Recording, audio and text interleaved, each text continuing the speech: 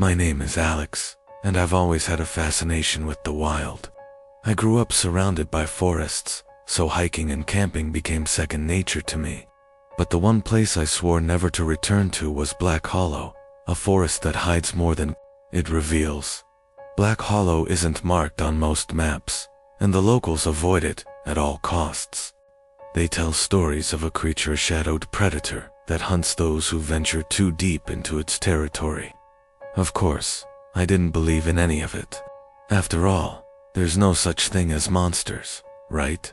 But that was before I met it. I was on a solo hike, following an old path I had heard about from a park ranger who seemed a little too eager to share the tale. The path led deeper into Black Hollow, to a place known as the Silent Grove, a spot I'd never dared to venture. I figured it was time to prove the stories wrong. At first, everything seemed normal, quiet, still, with only the rustling of leaves in the wind. But as I moved deeper into the grove, the forest began to change. The trees became darker, their trunks thicker and more twisted, as if something unnatural had warped the land, and that's when I felt Ita's presence. Something was watching me. I tried to shake off the feeling, but it grew stronger. Every sound in the forest suddenly seemed amplified. The crack of a twig breaking, the sound of my breathing, my footsteps on the soft earth. I turned around, but no one was there. That's when I saw it, a figure, standing motionless between the trees. At first, it seemed like another hiker, but something about the way it stood perfectly still, perfectly silent was wrong. I called out, but the figure didn't move. I stepped forward cautiously, my heart pounding. That's when it shifted. It didn't walk toward me. It didn't run. It was as if it teleported, appearing just inches away, its shadow stretching unnaturally. My mind screamed at me to run, but my body froze. And then, it spoke. Its voice was low, gravelly, and felt like it came from deep within. The earth. You shouldn't be here. I didn't wait to hear more. I bolted. I ran faster than I ever had before, the sound of footsteps behind me echoing through the trees. But no matter how fast I ran, the footsteps were always just a little faster, always just a little closer. I dared to glance over my shoulder, and that's when I saw Ita blur, a shadow that darted from tree to tree, staying just out of sight, but always near. I didn't know how long I ran. It felt like hours, but eventually, I stumbled out of the forest and onto a road. My heart was racing, and I couldn't breathe properly. I made it to my car and slammed the door shut, trembling. But I couldn't shake the feeling that I wasn't alone. I looked out the window, and in the distance, standing among the trees, I saw it again. The figure was watching me, its head tilted, as if it was waiting for me to make the next move. I never went back to Black Hollow after that. I haven't even told anyone about what happened. But sometimes, when I'm hiking in other forests, I'll feel that same uneasy gaze, like something is following me, waiting for me to slip up. And I know one thing for certain, the silent hunter is still out there. My name is Lucas, and I work as a wildlife photographer. I've spent years traveling to some of the most remote forests in the world, but nothing has ever terrified me like what I encountered in Jalapeno Woods. It was supposed to be a simple, solo trip, just me, my camera, and miles of untouched wilderness. I had heard whispers about strange occurrences in Jalapeno, but I shrugged them off as local superstition. That was a mistake. The first 2 days were uneventful. I captured stunning shots of rare birds, towering pines, and the golden light filtering through the dense canopy. But on the third day, the fog rolled in. At first it seemed normal, just a morning mist settling between the trees. But it didn't burn off with the rising sun. It only grew thicker, swallowing the forest in a dense, unnatural white. And then, the whispers began. They came from everywhere and nowhere, soft and distant, like dozens of voices murmuring just beyond my reach. I spun around, my camera shaking in my hands, but there was no one there. I told myself it was the wind. Then, I saw the shadows. Figures. Tall and thin, barely visible through the fog. They moved between the trees in a way that wasn't natural, shifting in and out of focus, like distorted reflections in water. I tried to head back to camp, but no matter which way I walked, I ended up in the same clearing over and over again. My tracks should have been in the dirt, but they weren't. The fog was hiding them. Then the whispers turned into laughter, low, broken laughter that didn't belong to anything human. It echoed all around me, and I realized the figures weren't staying in the distance anymore. They were getting closer. A shape moved past me, just inches away, a blur of something wrong, something that shouldn't exist. I ran. I don't know how long I ran, but suddenly, I burst out of the fog and into blinding sunlight. My car was there. The road was there. But when I turned around, the forest was completely clear. No fog, no figures, no whispers, just endless trees.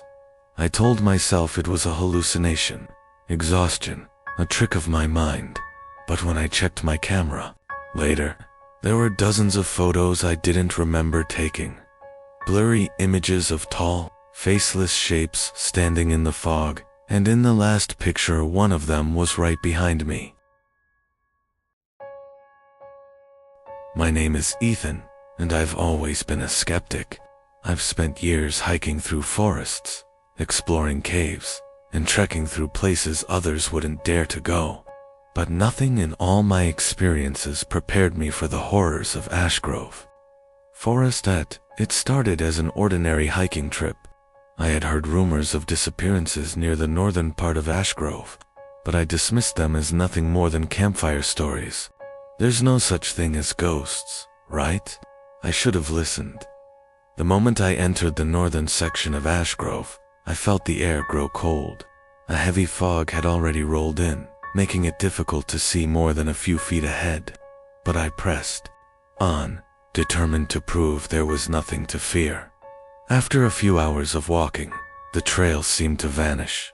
The dense fog made it hard to discern the path, and the trees grew thicker. Their roots twisted like veins snaking through the ground. That's when I noticed the unease, the silent tension in the air. I was being watched. The feeling was subtle at first, a slight shiver down my spine, like the hairs on the back of my neck were rising. But then, the whispers started. At first, I thought it was just the wind, but the whispers weren't natural. They were low, almost mournful, like a voice that sounded too close. I froze. That's when I saw them. Eyes, thousands of them, glimmering in the shadows beneath the trees. They weren't the eyes of animals or birds, they were human eyes, staring from the ground itself. I dropped my backpack and scrambled backwards, my heart pounding in my chest. The eyes followed me, their gaze unwavering, but the figures they belonged to remained hidden in the thick fog. I turned and ran, my legs burning, but every step felt heavier than the last. The eyes seemed to multiply, surrounding me from all sides. Suddenly, I tripped over something, a root, or so I thought. But when I looked down, I realized it was something else. It was a hand, a skeletal hand, half buried in the dirt. It was reaching up, clawing its way from beneath the earth. And that's when I realized the eyes weren't just watching me. They were waiting for me to join them. I struggled to get up, but the ground beneath me was soft, like I was sinking into the earth itself. The more I tried to pull myself free, the tighter the soil seemed to grip me. The whispers grew louder, their voices rising into screams. And then, I saw it. A figure, shrouded in mist, emerging from the fog. It was tall, with long, shadowy limbs that seemed to stretch toward me. But what terrified me the most was its face, or the lack of one. There was nothing but a gaping void, blacker than the night. And from that void, a single word echoed in my mind: join us. I don't remember how I got out of the forest. One moment, I was sinking into the earth, and the next, I was standing in the clearing, the fog gone. The eyes had disappeared, and everything was eerily silent. I've never told anyone what happened that day, but I'll never forget those eyes, or the feeling of being swallowed by the ground itself. And to this day, I still see them sometimes watching me from the corners of my vision, lurking just beneath the earth. My name is Sarah, and I've spent most of my life in the mountains. Hiking, camping, and exploring the wilderness is in my blood. But there's one trail I will never go near again. It's called the Forgotten Path, a barely marked route through Whispering Pines Forest that's been long abandoned. Locals say it's a place to avoid, that something in the woods doesn't want you to find it. I didn't believe them. I had been exploring these woods for years, so when I found a faded map in an old cabin near the edge of the forest, I didn't hesitate. I decided to follow the forgotten trail to see what was so dangerous about it. The first few miles were easy enough. The path was overgrown, but not impossible to follow. As I went deeper into the forest, I felt an odd tension in the air, but I pushed it aside. The sounds of the forest were familiar, rustling leaves, chirping birds, so I kept going. But as I walked, I noticed the trees were changing. They were taller, their trunks twisted, and their branches reaching out like gnarled fingers. The deeper I went, the more unnatural they looked. And then, I heard it. A whispered at first, I thought it was the wind, but the longer I listened, the clearer it became. The voice was human, but it was muffled, as if coming from beneath the earth. I stopped in my tracks, my heart racing. Another whisper, this time louder. Turn back. You shouldn't be here. I should have turned back. I really should have.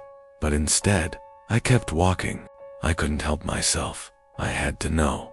Then, I found it. A clearing dot. At first, it looked normal. But as I stepped closer, I saw the ruins of a crumbling stone structure, half buried beneath the earth. It looked ancient, like it hadn't been touched for centuries. And scattered around it were bones, hundreds of them. Some were human, some animal, but they were all crushed, like they had been trampled. There were no bodies, just the remains. I felt a wave of nausea. I turned to leave, but the path behind me was gone. The trees had closed in. The clearing was cut off from the rest of the forest, and the air felt heavier, like I was walking through a dream. That's when I saw it. A figure, standing in the shadows, barely visible. Its face was shrouded in darkness, but I could feel its eyes on me, watching. I tried to run, but my legs wouldn't move.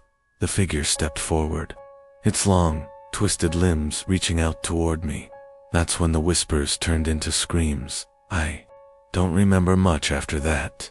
The next thing I knew, I was lying on the forest floor, gasping for air.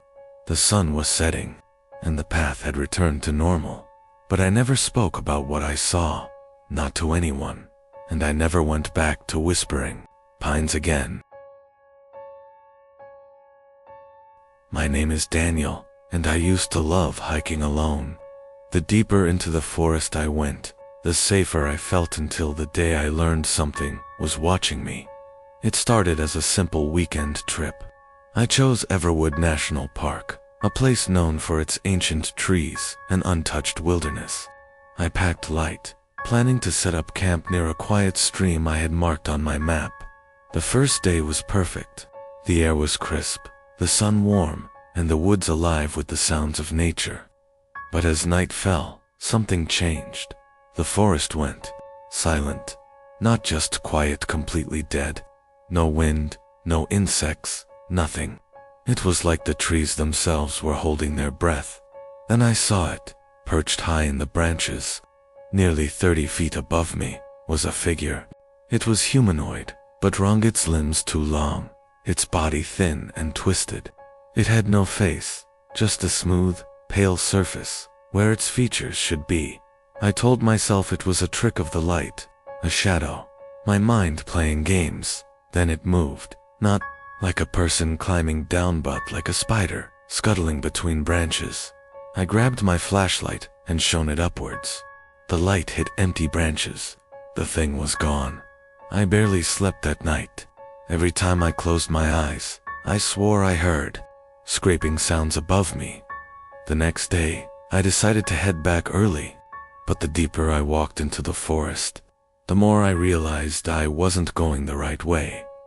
My map said I should have been near the main trail, but the trees around me were strange, twisted into unnatural shapes, their bark covered in deep gashes like claw marks.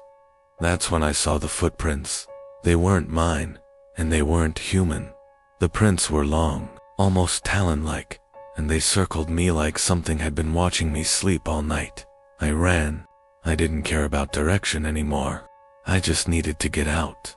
The trees blurred around me, the world twisting like a nightmare, until I saw it again, hanging upside down from a branch directly above me, its faceless head inches from my own. I don't remember screaming.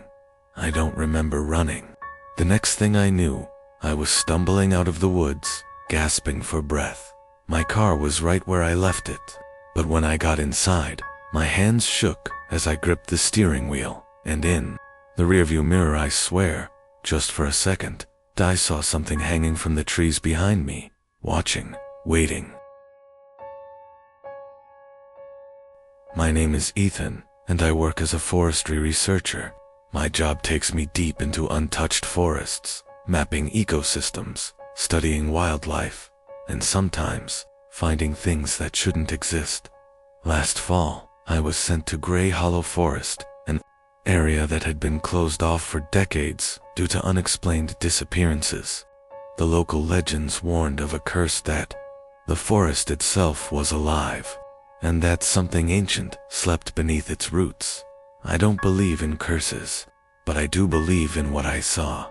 The first few days were uneventful, just miles of dense woodland, towering oaks and pines, their roots thick and tangled. But then, on the fourth day, I found the pit. It was a perfect circle, about 10 feet wide, going straight down into darkness. The edges weren't natural. The soil looked like it had been burned away. I dropped a rock inside and counted. No sound, no bottom. That night, I couldn't sleep. The wind carried a strange humming noise, like something deep underground was breathing. The next morning, I found something new near the pit. Handprints. Dozens of them, pressed into the dirt, all leading out of the hole. Some were too large, others were too small, like they belonged to something that had never been human. I tried to radio for help. Static. That night, I heard scraping sounds outside my tent. Slow, deliberate, like something was dragging itself through the dirt. I held my breath, listening. Then the ground beneath me shifted. It was subtle at first, a gentle vibration. Then, suddenly a deep, guttural groan from beneath the earth. I scrambled out of my tent, my flashlight flickering. The pit was closer than before. That wasn't possible. I grabbed my gear and ran. The humming grew louder, turning into a chorus of whispers. My head pounded, my vision blurred, and for a split second, I swore I saw something, a shape, massive and writhing, just beneath the roots of the trees. I didn't stop running until I reached my truck. I reported everything, but no one believed me. When I returned a week later with a team, the pit was gone. No sign it had ever been there, but sometimes, when I walk in the woods, I still hear that humming noise beneath my feet, and I know it's still down there, waiting. My name is Adam, and I grew up in a small town surrounded by endless miles of forest.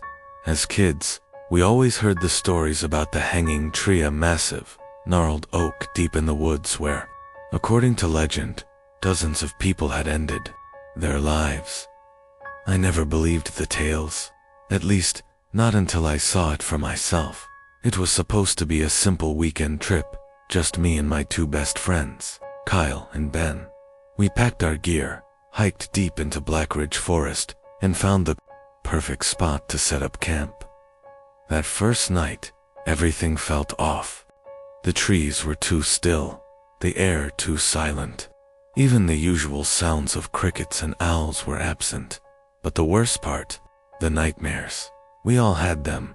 I dreamt I was hanging from a tree branch, my body swaying in the wind, but I was still alive, fully aware, unable to scream. Kyle woke up gasping, saying he felt like something was choking him in his sleep. He refused to talk about what he saw. The next day, we found it. The hanging tree stood alone in a clearing, its branches twisted and blackened, scars from centuries of storms and decay. The bark was covered in deep claw marks, as if something had tried to climb out of it, and beneath it were the ropes. Dozens of them, some fresh, some so old they were nearly fused into the tree itself. "Let's go back," I said. Ben just stood there, staring at the tree, his eyes unfocused. "We should leave," Kyle muttered. That's when Ben started walking toward the tree. "Ben?" I grabbed his arm, but his body was cold unnaturally so. His lips moved, but the words were wrong. Not his voice, not his language. And then, his eyes rolled back. The ropes moved. They reached down, coiling toward him like something alive. Kyle and I pulled him away, running as fast as we could, the air behind us thick with whispers. By the time we got back to camp, Ben collapsed, gasping for breath like he had been drowning. That night, we took turns keeping watch. But just before dawn, I looked over and saw Ben standing at the edge of the woods, staring back at the hanging tree. His lips moved, whispering something I couldn't understand. We packed up and left the second the sun came up. Ben never talked about what happened, but sometimes I catch him staring at trees for too long, his fingers twitching like he's feeling for something that isn't there. And last week, I got a message from him, a single photo of a noose hanging from a tree. No words, just coordinates, right back to where it all began. My name is Lucas, and I used to love camping alone. The solitude, the quiet hum of nature, the disconnect from modern life, it was something I cherished. But after my last trip to Raven's Hollow, I don't think I'll ever step into a forest. Again, it started with the fog. I had hiked for most of the day, deep into an untouched part of the woods. By sunset, I found a clearing near a small lake, a perfect campsite. I set up my tent, built a fire, and let the exhaustion of the day settle into my bones. Then, out of nowhere, a thick fog rolled in. I've seen mist in the woods before, but this was different. It was dense, clinging to the trees, like a living thing, swallowing my surroundings until my fire was the only visible point. Even my own hands looked blurred in front of me. Then came the footsteps, slow, deliberate, just beyond the wall of fog. At first I assumed it was an animal, a deer, maybe, but then I realized the steps were circling me. I grabbed my flashlight and shone it into the mist. Nothing, but the footsteps continued, crunching over leaves, moving around my camp in a perfect circle. "Hello," I called out. My voice felt swallowed by the fog. Silence, then a whisper. It was so faint, I almost convinced myself I had imagined it. But as I strained to listen, I heard it again, this time right behind me. I spun around. There was nothing there. The fog pressed against me, suffocating, twisting the shapes of trees into bent, unnatural figures. And then, out of the mist, I saw it. A tall, skeletal figure emerged, its limbs too long, its head tilting unnaturally. Its body shifted like it was made of the fog itself, flowing with the mist. It had no eyes, no mouth, just a gaping void, where its face should have been. It took a step toward me.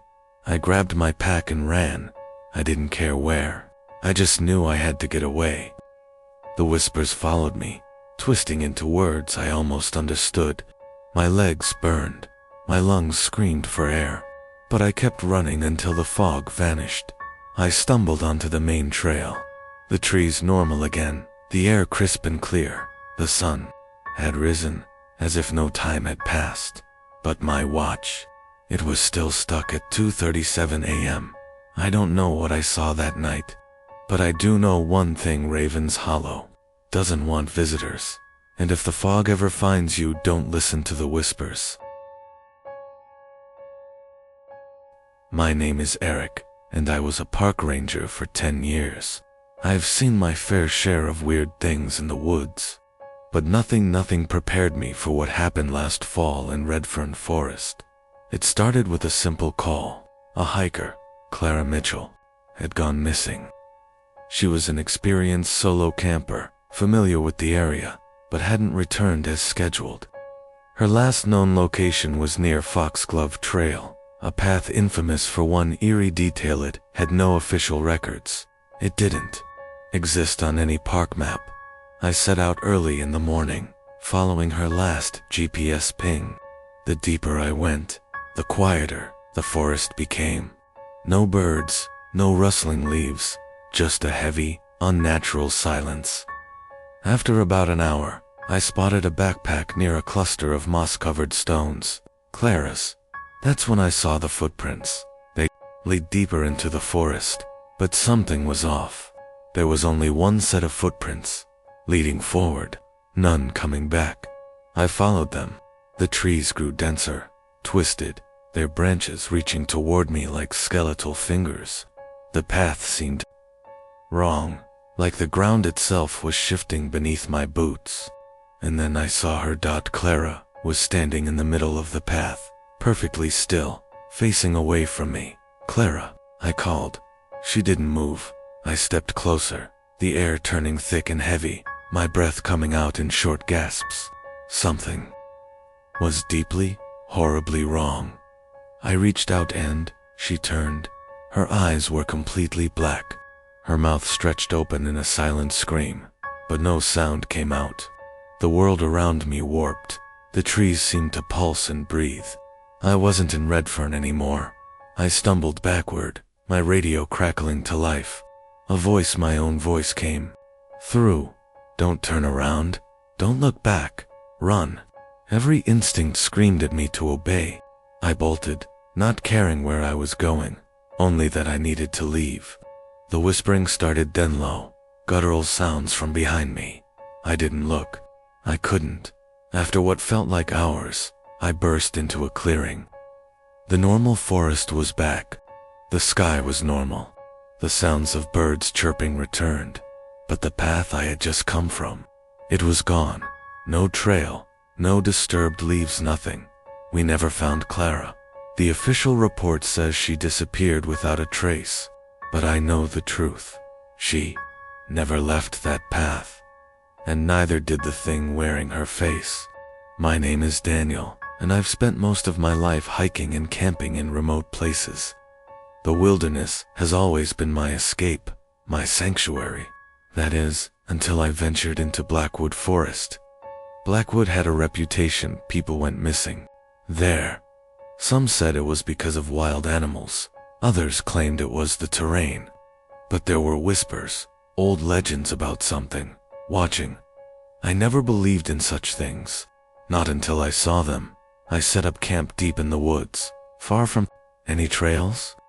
The first night was peaceful. The only sounds were the rustling leaves and distant hoots of an owl. But when I woke up the next morning, I noticed something odd. The fire I had put out the night before was relit, burning low but steady. I was sure I had extinguished it. Maybe I was just tired. I brushed it off and went about my day, exploring deeper into the forest. That's when I found the carving stall, thin figures etched into the trees, always in pairs, always watching. Some were old, nearly faded away, but others looked fresh. I felt uneasy. That night, I awoke to a faint whispering outside my tent. It was distant, almost like the wind, but there was a rhythm to it. It didn't sound like English or any language I recognized. My heart pounded. I wasn't alone. I slowly unzipped my tent, peeking outside. The fire was still burning, but I hadn't lit it again. And then, I saw them. Two tall figures stood at the edge of my campsite. They were impossibly thin, their limbs elongated, their heads tilted unnaturally to the side, watching. No eyes, no mouths, just smooth, pale skin stretched too tight over bone. I couldn't move. My body refused to obey as the figures slowly stepped forward, their movements jerky, unnatural. The whispering grew louder, almost inside my skull, like it was being spoken directly into my mind. And then, they vanished. One blink, and they were gone. But the whispering didn't stop. I didn't sleep the rest of the night. At dawn, I packed up and ran. I didn't care where, as long as I got out of the forest. But as I reached the tree line, something stopped me cold. The carvings on the trees, they had changed.